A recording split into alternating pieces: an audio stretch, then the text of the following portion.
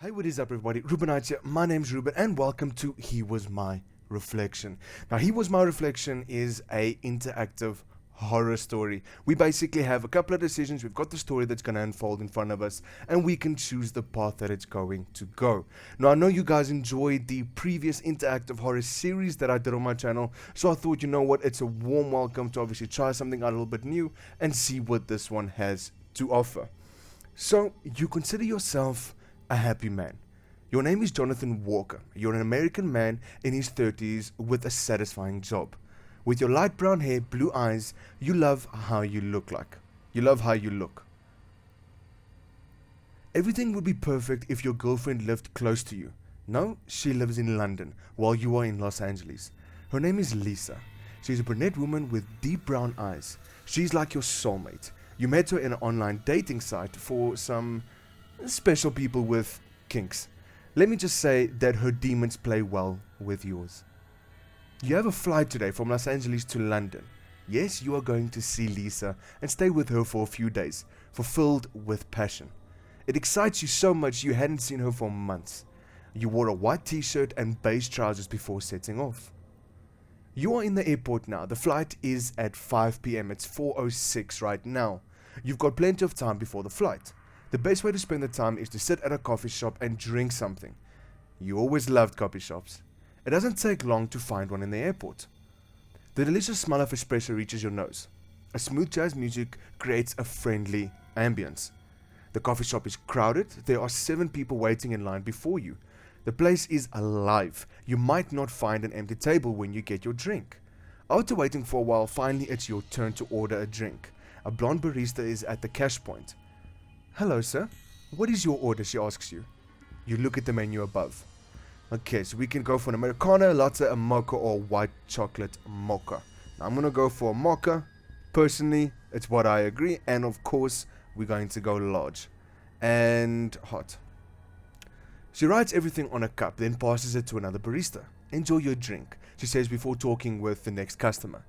Soon you get your large mocha and find an empty table. You put the ticket and the plane on the table, reading the unnecessary details to keep you busy. Then you focus on the other customers in the shop. Your luggage stands next to the table. After your first sip from the drink, you notice something unordinary in the coffee shop. There is another customer in the coffee shop, and he exactly looks like you. He is like your reflection. The only difference is the color of his t-shirt. He wears a black one. He is drinking a hot, large mocha just like you do. He straightly looks at you from his table with wonder. Let's not be rude, let's smile at him. He responds your smile with another smile. Then he stands up and walks to your table. When he reaches your table, he pulls a chair to sit on the opposite side of you. "It is a small world, isn't it?" he asks with a deep voice. "Here we are in the airport in Los Angeles, and I find my twin. My name is John Black. What is yours, sir?" "John Walker." "Nice to meet you. Where are you flying to?" "London." "London is a nice city. Well, a little expensive, but I love the whole kingdom stuff. My ex-girlfriend lives there too." John takes off his smartphone. You can't figure out what brand it is. It is certainly not yours. He taps on its screen. You can't see what is on the screen, but you understand that he is typing something with 6 letters. After a few seconds, his face starts to carry an expression of shock. "What's wrong?" "Look, I know that you probably won't believe me, and you will think that I'm insane. But no matter what you do, don't get on that plane. Do you understand me? Something terrible will happen." "What did you read on your phone? Why? What will happen?" "I'm not allowed to say that. Just trust me." He stands up, leaving his drink on the table. "I must go now. Don't follow me." He walks away with quick steps. Don't follow him? Let's listen to this man and actually don't follow him. You watch the man who looked exactly like you vanish among the crowd of the airport. What will you do now? Take the flight or conform to him? You know what? I think we're actually going to take the flight. You get on the plane, ignoring the man's warning. It will be a flight of 10 hours and 30 minutes. Everything has been okay for the first 5 hours. You can't see anything as it's nighttime now. But you don't... What? But you know that you are above the ocean. Things start to go wrong at the 6th hour. You hear a loud explosion out of the plane jolts and you smell burning machinery. You know that smell comes from the burning engine.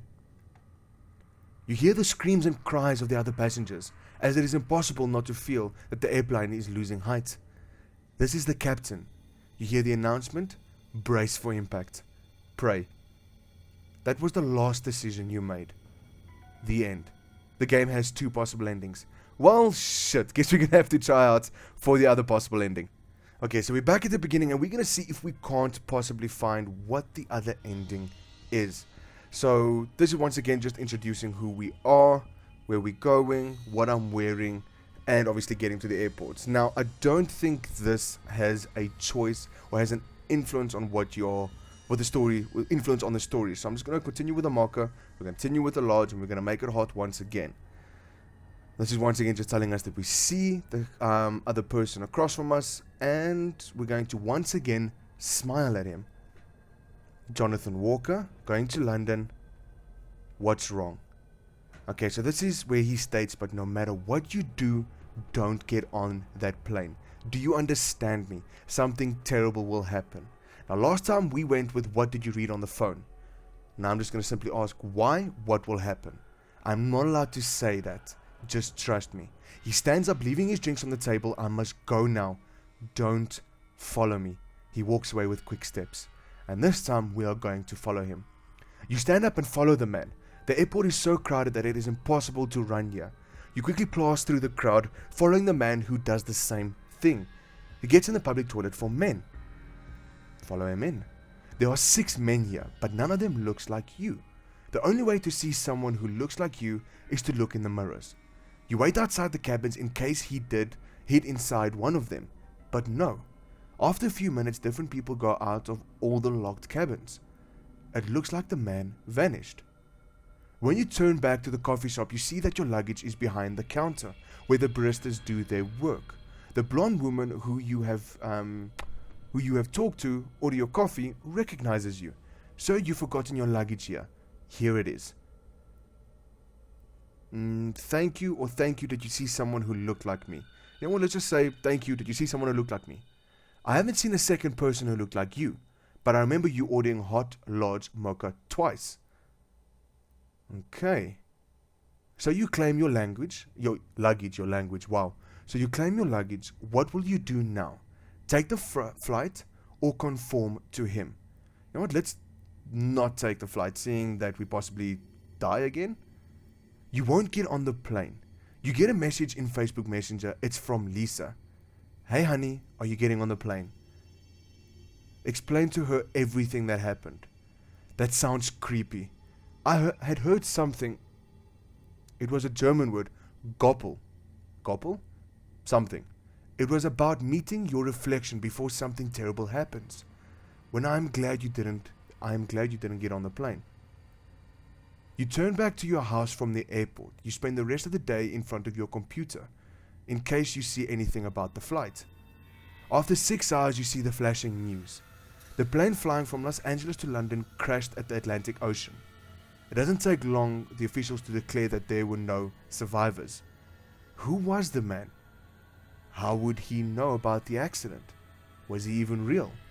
You don't know, but it doesn't matter now. You are alive. The end. The game has 2 endings. So it looks like we got to both possible endings. Now I'm not gonna lie. I did not expect it to go that route. I thought it was gonna be a little bit creepier, but in its own right, it still has that creepiness to it. Imagine coming across somebody like your perfect doppelganger, seeing somebody dressed exactly like you, maybe just a different colored shirt, but ear, nose, eyes, mouth, scars, everything about that person is exactly the same as you. And this person gives you a command. Whatever it may be. Maybe not necessarily don't climb onto a plane, or just simply don't go into work today, or run into the middle of the street. Would you do it? seeing that you are basically getting an instruction from your exact doppelganger. I'm not talking about twins. I'm talking about possibly, you know, for a fact you're the only child and this person just randomly rocks up out of nowhere. Would you take their advice into consideration? Would you actually listen to the warning that they are giving you? Or would you just quite simply brush it off as a coincidence that this person looks so much alike, and obviously still go ahead doing exactly what they don't tell you to do? And if in that situation where you find that something's going wrong, would you be terrified that this person was actually right? And obviously then going home, how would you deal with this? Personally, I think I'd be shitting myself. If I actually listened to this person and I didn't climb on the flight and I went home and I find out that that plane crashed, all because this person told me not to get on that flight, I am now alive, I would be broken. My head would be wrapped around what the hell was actually going on, who this person was, how did they know the accident was going to happen? Is it my future self warning my past me, or is it simply a case of I had a vision and that person was seen by nobody else? I think it's more about a mindfuck afterwards. Obviously, if you've died from doing exactly the thing that they don't want you to do, you're not really too bothered. But I think if you actually listened and you find out what the consequences were if you didn't listen, how that would affect your mind. And I think that's the fear factor that the story was trying to go for. But I really, really hope you guys enjoyed that. If you did, by all means, let me know down in the comments below. Don't forget to leave a like and subscribe, and I'll see all you beautiful people in my next video. But obviously, until then, cheers.